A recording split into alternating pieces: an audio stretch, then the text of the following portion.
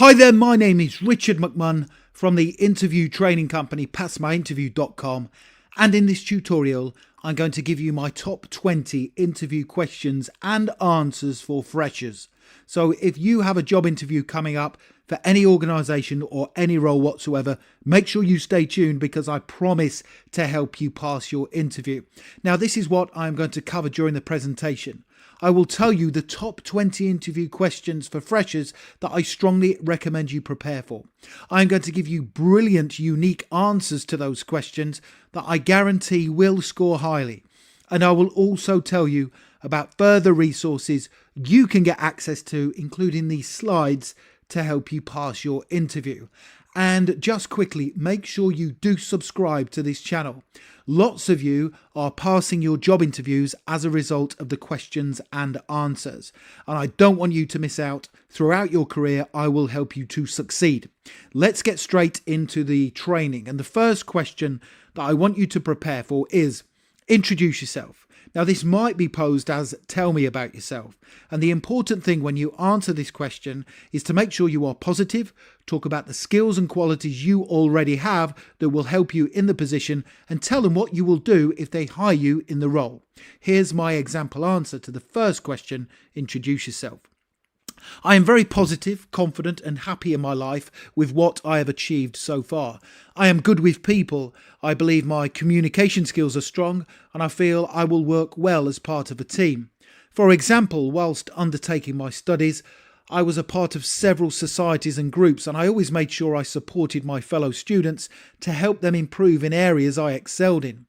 I am ready to take up this challenge with your company, and I see it as a brilliant opportunity for me to not only use the skills and qualities I do have, but to learn many more from the bright and talented people that work here.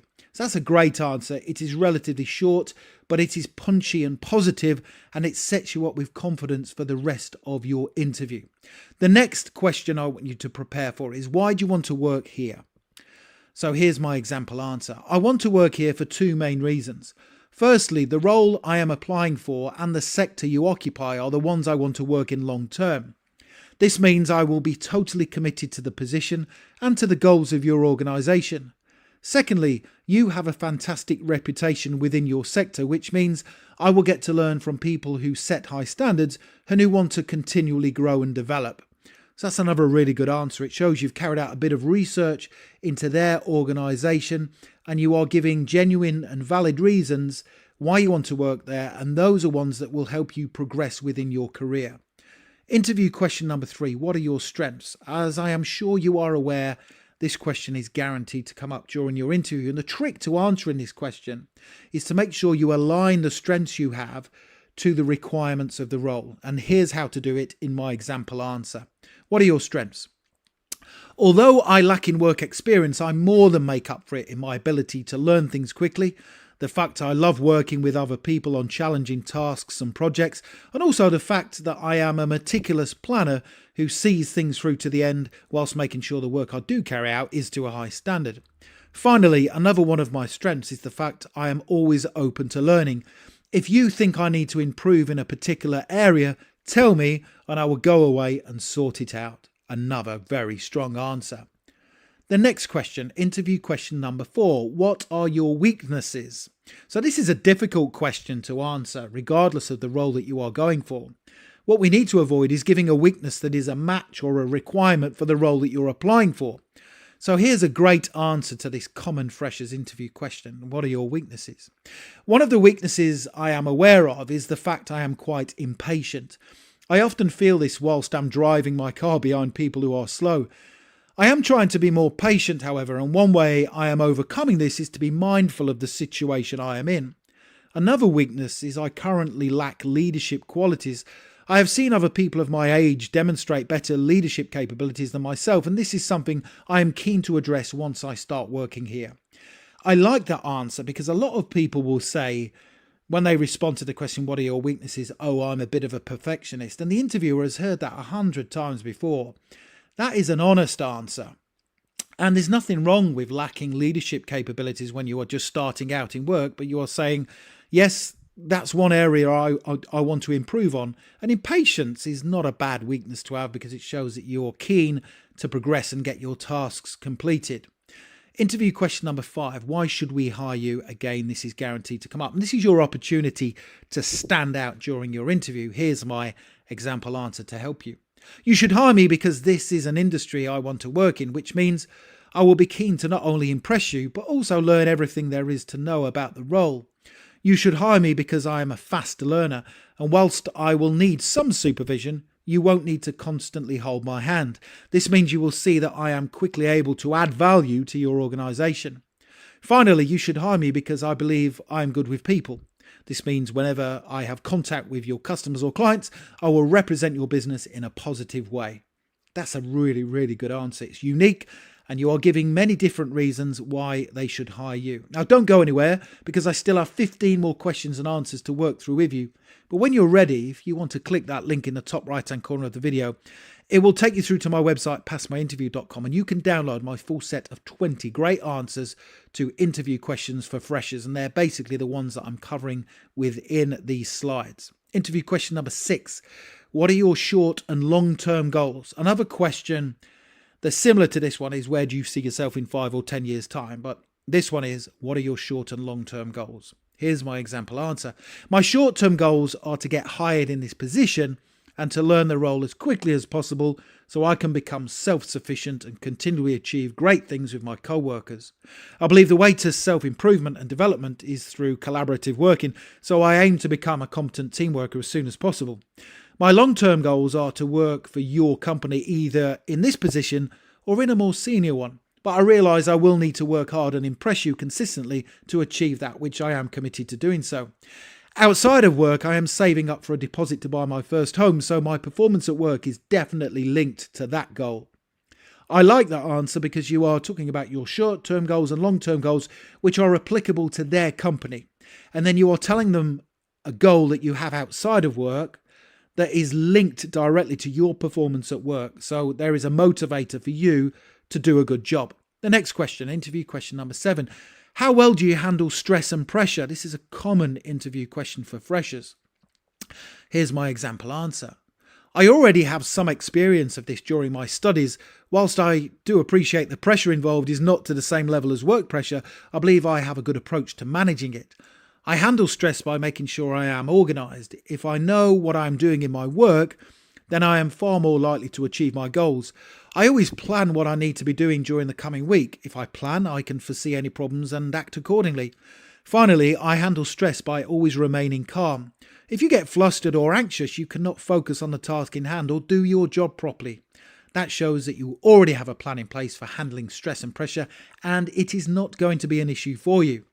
Interview question number 8. What do you know about our company? Again, this is guaranteed to come up. You need to carry out some research before you go along to the interview. Here's my example answer. Before the interview, I spent time reading up on your history and your achievements. I went onto your website and you have an impressive track record of creating great products and services that clearly your customers love. I also went onto your LinkedIn corporate page, and the work you do in local communities shows you are not just interested in profit and growth, but you also want to give back too, which is great to see.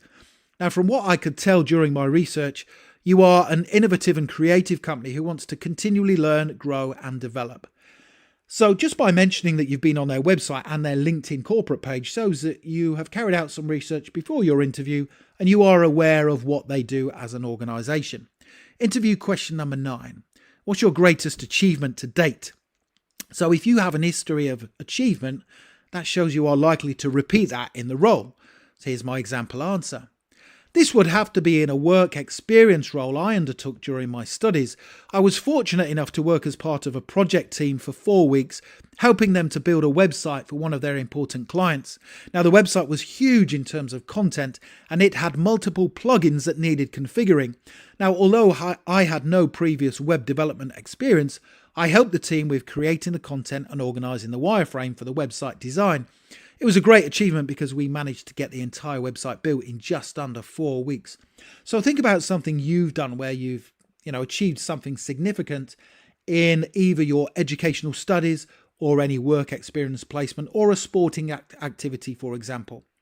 Interview question number 10. What are your hobbies and interests? So this question comes up quite a lot during interviews because they want to know what you get up to outside of work. Are you the type of person who's going out drinking every weekend with your friends? Or do you have a stable home life? Are you looking to improve and develop? To improve your skills that you can then use within the workplace. So here is my example answer. What are your hobbies and interests? Outside of work, I like to keep myself fit and active. I visit the gym a few times a week and I go brisk walking with my dog in the evenings. Keeping active helps me to maintain a healthy and positive mindset. I'm also keen on self-development and I've just finished reading the book The One Thing by Gary Keller and Jay Papasan. It's a great read for anyone who wants to understand how to achieve success in your career and life. When I am not keeping fit or learning, I like spending time with my friends and family.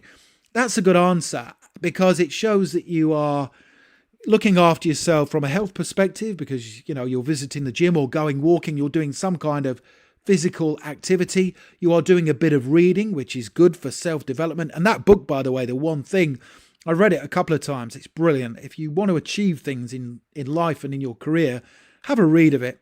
And then you're also mentioning, that you like spending time with your friends and family, which is a good thing. The next question, interview question number 11. Don't forget, by the way, I hope you're enjoying these. As you can see, there's a lot of work that goes into it. Make sure you subscribe. I would appreciate that. And if you are enjoying them, please hit the like button. Thank you. What are the most important qualities in a team? Here's my example answer. The most important qualities are the ability to listen to a brief and follow it to the letter. You must support your teammates and you need to be a confident communicator. You have to be determined, especially when things are going wrong, and you must be accountable and adaptable and be able to come up with a plan B if the need arises.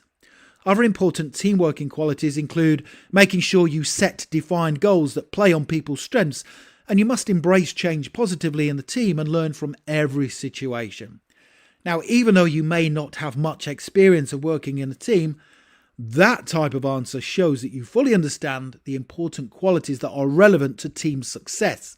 Interview question 12.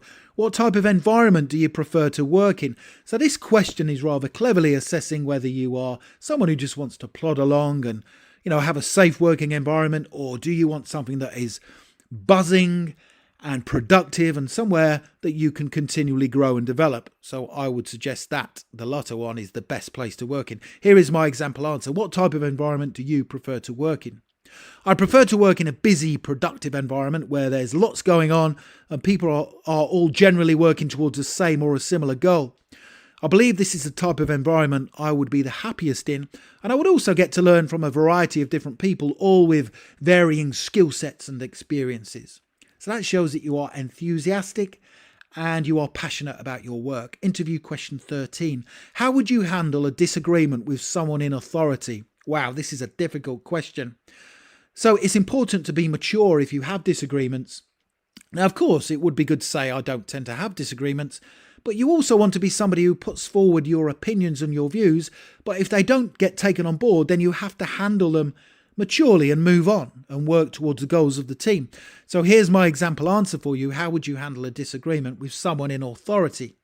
I would hope not to have too many disagreements with my managers or supervisors.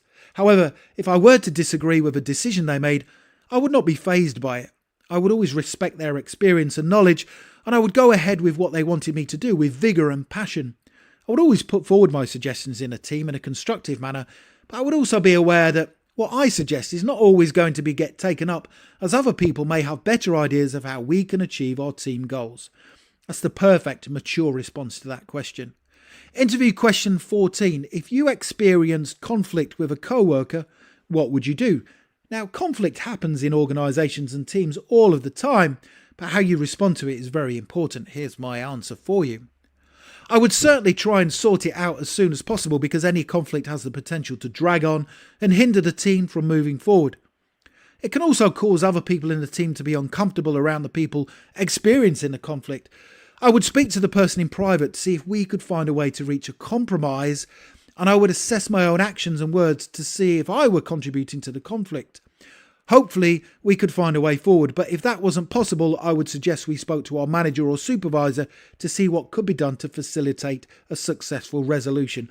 You would want to hire that person because they are mature and they are able to deal with conflict in a professional manner, and that's important. Interview question number 15. How would you deal with a complaint from a customer or a client?